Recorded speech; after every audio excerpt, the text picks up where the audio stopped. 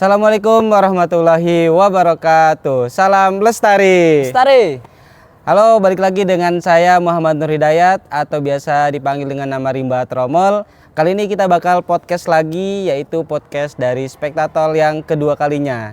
Nah, kita kali ini kedatangan tamu dari jauh guys, yaitu relawan dari Pulau Sumatera. Nah, beliau ini merupakan Mapala yang berada di UIN Malang atau biasa disebut dengan Mapala Tursina. Yuk kita langsung saja perkenalkan orangnya nih, yaitu ada Mas Jako. Baik, salam lestari. Nama saya aslinya Singgi Asnidar, tapi di Mapala biasa dipanggil dengan Jako.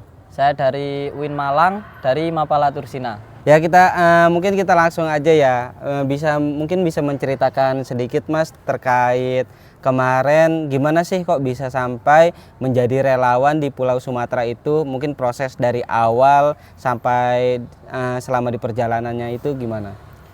Jadi pertama itu ada senior itu dengar kalau akan ada badai dari arah Filipina atau mana gitu ya. Nah, itu mereka mengira-ngira tuh pasti di Indonesia ini bakal kena semacam bencana. Kalau kan arah badainya itu dari Filipina ke Indonesia, pasti di Indonesia itu kena lah. Ternyata nggak lama setelah itu ada berita di Aceh itu ada bencana banjir itu, hujan deras kemudian banjir. Puncaknya di tanggal 26 November. Oh, di puncak tanggal 26 November. Ya, kemudian nggak lama setelah itu akhirnya dari Yayasan Gimbal Alas ini membentuk sebuah posko gabungan Malang Raya yang terdiri dari Gimbal Alas, IPKA Indrakila, Yayasan Peduli Lingkar Peduli Indonesia, kemudian sama Forum Silaturahmi Mapala Malang Raya. Terdiri dari itu. Dan akhirnya setelah diskusi dan akhirnya diberangkatkan tim pertama, tim advance atau tim buat memantau lokasi di sana, dan nggak lama setelah itu tim saya berangkat. Oh, itu dalam pendelegasiannya itu ada koordinasi dulu dari Mapalanya tersebut, itu ada seleksinya nggak sih, atau emang dari Anda sendiri berangkat ke sana dikarenakan keinginan sendiri atau gimana? Itu kita berkoordinasi, jadi setelah diajak sama Yayasan Gimbal Alas nih Forsil, itu para ketum-ketum, ketua umum Mapala Malang berkoordinasi siapa nih yang mau didelegasikan. Akhirnya yang didelegasikan ini yang punya keinginan sendiri saja, karena di sana itu cukup lama kan waktunya, sekitar 1 bulan. Jadi targetnya di sana itu sekitar 1 bulan di sana. Jadi yang mau aja yang berangkat. Dari Mapala Tursina sendiri mendelegasikan 2 orang, saya sama senior saya angkatan 21. Angkatan 21 itu. Nah, untuk ke sana itu ada nggak sih persiapan terkait mungkin memikirkan untuk biaya transportasi atau hal-hal lain terkait konsumsi dan lain sebagainya? Untuk biaya transportasi, untuk transportasi itu pertama kita mengajak kerjasama dengan TNI AU, namun ada sedikit kayak miskomunikasi sama TNI AU, akhirnya tidak jadi bekerja sama dengan TNI Angkatan Udara. Kemudian kita kerjasamanya dengan kapal patroli di bawah naungan Kementerian Perhubungan. Jadi kita berangkat pertama itu yang tim pantau itu naik mobil buat mantau lokasi di sana, nyari base camp dan lain sebagainya. Kemudian yang tim kedua itu berangkat pakai kapal patroli Kementerian Perhubungan itu tadi. Oh, jadi mungkin selama untuk masuk ke sananya itu ada suatu hambatan terkait untuk berhubungan dengan TNI AU itu ya? Ya. Lah, itu untuk logistik dan lain sebagainya itu untuk masuk ke sana juga kesulitan atau gimana? Kalau logistik itu dibagi, ada yang ikut jalur pertama di tim pemantau tadi, kemudian ada yang ikut di jalur laut, kemudian kita sampai sana baru logistik sekitar 14 kontainer itu dikirimkan. Namun ketika sampai sana itu sekitar 2 kontainer ditahan sama BPBD Medan. Jadi sempat ada kendala juga, ada crash juga sama BPBD Medan yang sempat viral kemarin itu, sampai viral lah. Iya. Berarti di sana juga mungkin ada beberapa hambatan yang mungkin sulit ya untuk nggak bisa diprediksi juga kan sama Mas Jako selama di sana. Nah, mungkin bisa diceritain ya kesehariannya itu di sana mungkin bersinggah di kota-kota mana aja gitu selama melakukan relawan di sana. Ya. Jadi kita berangkat itu dari pelabuhan Tanjung Perak. Tanjung Perak. Tanjung Perak Surabaya 6 hari menuju ke Langsa. Oh. Dari kota Langsa itu kita bikin posko induk di sana. Di sana tempatnya di IAIN Langsa bersama Macupala di sana. Kemudian dari posko induk itu kita nyebar lagi, ada kayak semacam posko bayangan, ada yang di Tamyang Hulu, ada yang di Lok Sumawe, satunya lupa, sekitar ada 3 posko bayangan di sana. Lah kebetulan saya ditempatkan di posko di Tamyang Hulu. Di Tamyang Hulu saya menetap di puskesmas. Kebetulan itu puskesmasnya juga terdampak, jadi puskesmasnya itu tutup selama bencana itu tidak bisa digunakan. Nah kita ditempatkan di situ supaya sekalian bantu bersih-bersih puskesmas. Iya. Biar puskesmas ini cepat beroperasi. Kayak gitu. Kemudian di puskesmas itu kita satu posko sama Wanadri sama Bang Agam Rinjani. Oh, Bang Agam yang terkenal itu ya, Ya. Bang Agam. Nah, jadi di sana itu ada berapa orang sih bisa dikira-kira nggak? Maksudnya yang bersih-bersih selama di puskesmas pasti kan butuh banyak orang Iya, kan? iya. Iya. Jadi kalau dari Malang itu yang berangkat, yang naik kapal itu sekitar 16 orang. Yang pakai kendaraan jalur darat yang pertama itu sekitar 11 orang. Lah nanti di Macupala, Yayan Langsa itu kedatangan relawan lagi dari Mapala Aceh. Kayak gitu. Kemudian yang di posko Tamyang Hulu yang bersih-bersih puskesmas itu ada sekitar 25-an orang lah. Dan kita butuh waktu sekitar 5-6 hari sampai puskesmas itu buka kembali, tapi belum benar-benar bersih ya. Jadi puskesmas buka pertama itu masih dengan alat seadanya. Masih alatnya ada yang masih kotor, kasurnya masih kotor gitu. Jadi untuk bentuk beroperasinya itu puskesmas itu mungkin lama, tapi untuk seenggaknya bisa dipakai dulu ya tempatnya itu. Nah itu selama di sana itu gimana sih cara kamu bertahan hidup di sana, mungkin dari airnya kan, apalagi kan di sana kan airnya bekas banjir bandang kan, sulit kan untuk kita minum juga, itu gimana? Ya kesulitan utama di sana itu air itu sih. Jadi kita sampai di sana itu sekitar 17 Desember, itu listrik belum nyala, air belum ada, air bersih apalagi. Untungnya kita disupport sama Danon Aqua, jadi buat air minum itu udah disediakan. Tinggal air bersih buat cuci-cuci, buat mandi itu masih sulit di sana itu. Akhirnya kita ya terpaksa pakai air air masih coklat gitu buat mandi. Terus di sana kita langsung masang filtrasi air. Kita tempatkan di lokasi yang strategis biar nggak cuma kita yang bisa pakai, tapi warga lain juga bisa pakai. Itu kita tempatkan di berapa titik itu di sana? Sekitar setahu saya 4. 4 titik. Ya, salah satunya ditempatkan di Masjid Tamyang Hulu. Jadi masjid itu dibuat posko juga. Jadi kita sholat di situ bareng, ada kasur, ada baju-baju. Masjidnya itu udah bersih juga di sana. Beruntungnya masjidnya itu posisinya lebih tinggi. Lebih tinggi. Jadi cuma kerendam sedikit, dibersihkan, udah bisa dipakai buat posko. Jadi masjidnya itu dipakai buat dapur umum, buat posko juga, buat Jumatan juga. Alhamdulillah ya, di sana mungkin ada beberapa fasilitas yang bisa kita tempati sebagai tempat persinggahan juga kan. Nah kalau boleh tahu, selama Mas Jako mengalami menjadi relawan di sana, ada berapa rumah atau beberapa fasilitas yang hancur di sana kalau boleh tahu? Kalau di seluruhnya sih banyak banget ya, soalnya saya itu di Tamyang Hulu, terus sempat kita ngecek lokasi di salah satu desa, namanya itu desa, lupa, desa apa ya? Rantau Panjang, desa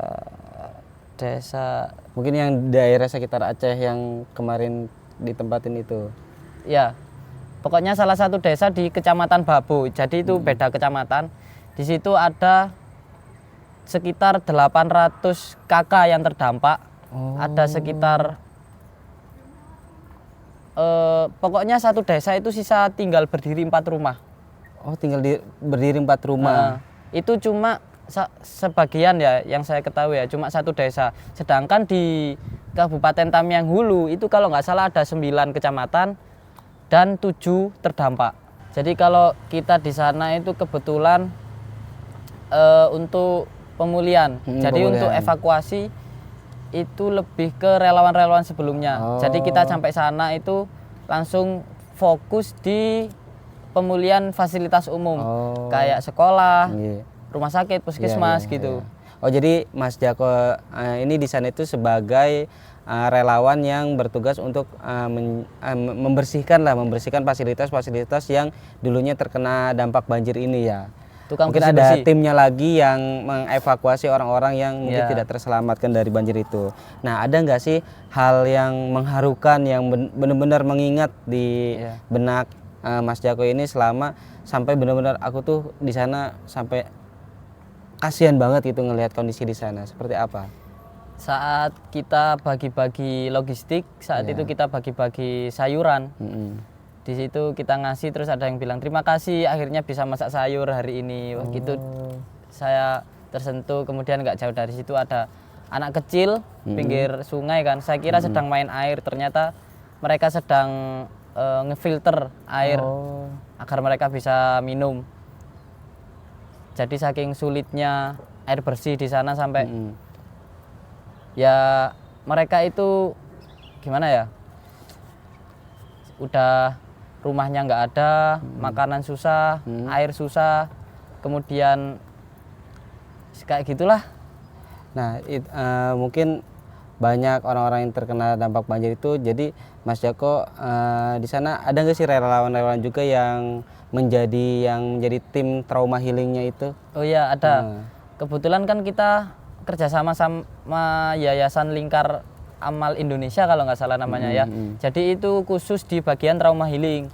Jadi kita selain drop logistik ke desa-desa yang terdampak, kita juga melakukan trauma healing kepada anak-anaknya. Jadi orang tuanya kita kasih bantuan sembako dan lain sebagainya. Anak-anaknya kita buat trauma healing. Kita ajak menyanyi, menggambar, terus kita edukasi terkait pentingnya membuang sampah, menjaga lingkungan kayak gitu. Jadi mungkin banyak pengalaman dari Mas Jako juga, nggak selain membersihkan fasilitas-fasilitas, mendrop logistik ke beberapa tempat. Jadi di sana juga berperan untuk menjadi kemanusiaan yang menjadikan agar orang-orang di sana itu nggak trauma gitu terhadap kejadian yang telah terjadi di sana. Nah, selama menjalani beberapa bulan, kalau boleh tahu di sana? Sekitar 1,5 bulan. 1,5 bulan ya. 1,5 bulan itu apa yang menjadi pembeda yang sebelumnya Mas Jako mungkin pernah melakukan aksi di bencana atau sampai yang saat ini yang lebih besar itu apa sih yang menjadi pembedanya gitu? Mungkin kalau sebelum-sebelumnya saya juga pernah terlibat di kayak SAR Gunung Arjuna, kemudian SAR Semeru. Tapi yang membedakan lebih ke jarak, sekitar dari rumah kan sekitar 3.000 sekian kilometer. Jadi komunikasi kita dengan orang-orang rumah sangat sulit, apalagi di sana susah sinyal, nggak ada listrik. Jadi kemudian yang dampak bencana ini luas kan, sampai 3 provinsi terdampak. Jadi nggak cukup dibutuhkan hanya relawan saja, tapi juga warga dan pemerintah juga harus ikut semuanya membantu di situ. Mungkin peran Mapala di sini tuh nggak cuma di bencana-bencana yang mungkin Mas Jako alami, tapi ini mungkin perannya lebih besar lagi ya, butuh effort lagi. Pernah nggak sih selama di sana itu Mas Jako sampai merasa kelelahan atau ngerasa capek gitu, sampai benar-benar ini tuh pekerjaan yang lebih sulit gitu untuk dijalani? Pernah. Di sana sempat ngedrop, soalnya kan kita pagi bangun terus kerja, malam koordinasi istirahat gitu terus kegiatannya, sampai ada beberapa teman sampai saya sendiri juga kelelahan, drop 2 hari istirahat kita. Ngeluh itu ya. Ya mungkin itu keluh kesah ya. Jadi untuk menjadi teman-teman, jadi untuk menjadi relawan di sini tuh nggak cuma sekedar kita melihat di beberapa tempat aja, atau bahkan kita pernah menjadi relawan 1 hari atau 2 hari, akan tapi ini bahkan bisa berhari-hari yang dimana kita membutuhkan energi yang lebih ekstra lagi ya. Iya. Nah mungkin bisa disampaikan di sini Mas Jako terkait apa sih yang harus kita lakukan setelah adanya banjir ini, apa yang harus kita lakukan menjadi seorang manusia agar tidak adanya banjir seperti yang terjadi di Pulau Sumatera itu. Jadi untuk pesannya secara garis besar ada 3 yang ingin saya sampaikan ya. Yang pertama untuk pemerintah. Untuk pemerintah mohon segera datang, mohon bantuannya kalau dibutuhkan. Jangan ada saat hanya tersorot kamera, tapi datanglah saat dibutuhkan warga. Kemudian buat para warga yang terdampak, tetap sabar dan tetap semangat meskipun air pernah meninggi, tapi solidaritas dan kebersamaan harus kita jaga sampai mati. Kemudian buat para relawan, donatur, saya ucapkan terima kasih karena telah ikut membantu memulihkan Sumatera ini dari dampak bencana. Mungkin kita emang lelah, tapi semoga lelah kita menjadi lilah. Amin. Lekas pulih Sumatera. Amin.